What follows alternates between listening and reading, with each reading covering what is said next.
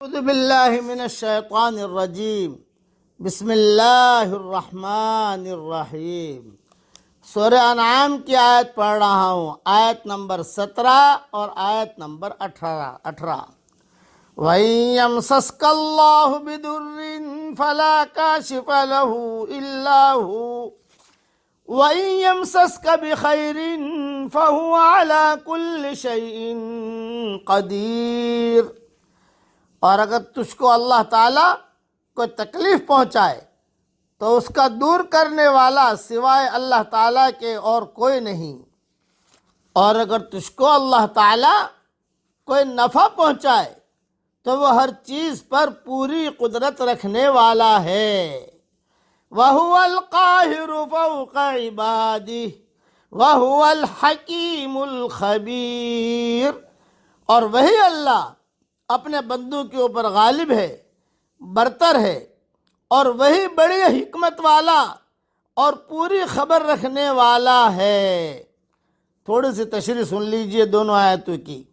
یعنی نفع اور ضرر کا مالک کائنات میں ہر طرح کا تصرف کرنے والا صرف اللہ ہے، اور اس کے حکم و قضا کو کوئی رد کرنے والا نہیں ہے۔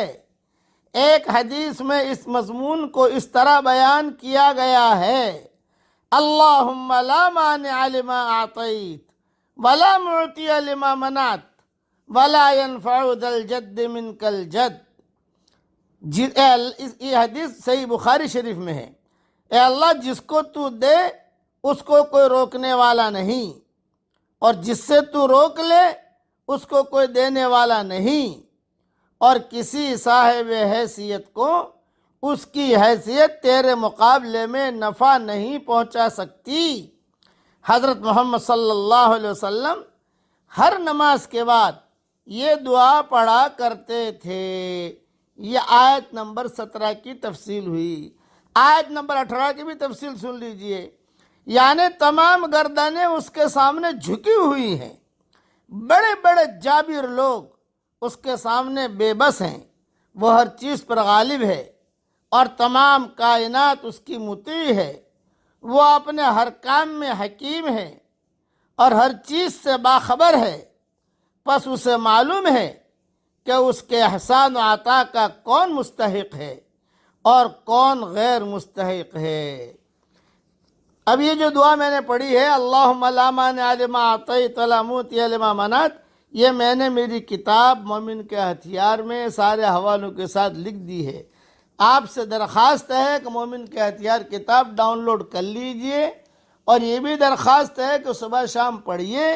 اس میں فرض نماز کے بعد کی دعائیں بھی موجود ہیں، اس میں یہ دعا موجود ہے، آپ پڑھتے رہیے اسے، اور اسے خرید کر پھیلائیے بھی اور چھپوائیے بھی۔ میری طرف سے اجازت ہے، کئی دعاؤں کا مجموعہ میں نے تیار کر لیا ہے۔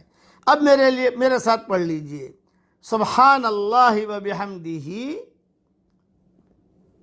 عدد خلقہ ورضا نفسہ وزنۃ عرشہ